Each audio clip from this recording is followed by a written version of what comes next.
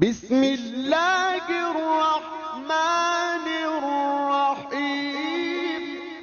اور کہو کہ اے پروردگار میں شیطانوں کے وسوسوں سے تیری پناہ مانگتا ہوں، اور اے پروردگار اس سے بھی تیری پناہ مانگتا ہوں کہ وہ میرے پاس آ موجود ہوں۔ یہ لوگ اسی طرح غفلت میں رہیں گے یہاں تک کہ جب ان میں سے کسی کے پاس موت آ جائے گی تو کہے گا کہ اے پروردگار مجھے پھر دنیا میں واپس بھیج دے تاکہ میں اس میں جسے چھوڑ آیا ہوں نیک کام کیا کروں۔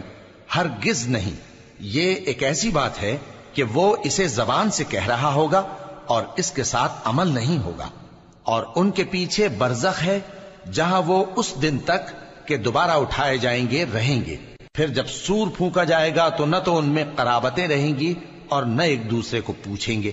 تو جن کے اعمال کے بوجھ بھاری ہوں گے تو وہی کامیاب ہیں، اور جن کے بوجھ ہلکے ہوں گے وہ لوگ ہیں جنہوں نے اپنے آپ کو خسارے میں ڈالا، ہمیشہ دوزخ میں رہیں گے۔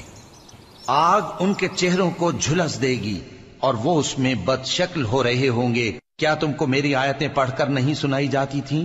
پھر تم تو ان کو جھٹلائے ہی جاتے تھے۔ وہ کہیں گے اے ہمارے پروردگار ہم پر ہماری کمبختی غالب آ گئی اور ہم رستے سے بھٹک گئے۔ اے پروردگار ہم کو اس میں سے نکال دے، اگر ہم پھر ایسے کام کریں تو ظالم ہوں گے۔ فرمائے گا کہ اسی میں ذلت کے ساتھ پڑے رہو اور مجھ سے بات نہ کرو۔